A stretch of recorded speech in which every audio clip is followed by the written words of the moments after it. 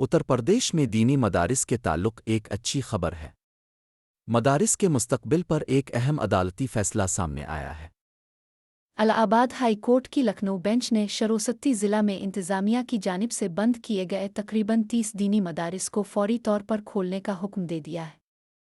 یہ فیصلہ جسٹس پنکج بھاٹیا کی سنگل بینچ نے مدارس انتظامیہ کی جانب سے دائر کی گئی عرضیوں پر سماعت کرتے ہوئے دیا۔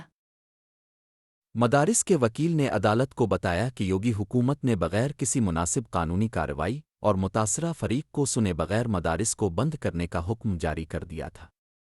عدالت نے اس دلیل سے اتفاق کرتے ہوئے بند کیے گئے مدارس کو فوری کھولنے کا حکم دیا۔ یہ فیصلہ مدارس کے منتظمین کے لیے ایک بڑی جیت ہے۔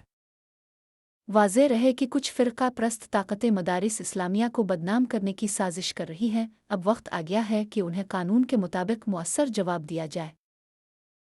جنگ آزادی کی تحریک کا آغاز مدارس اسلامیہ سے ہی ہوا تھا، اور وطن عزیز کی آزادی کے لیے لاکھوں علماء کرام نے قید و بند کی صعوبتیں جھیلیں۔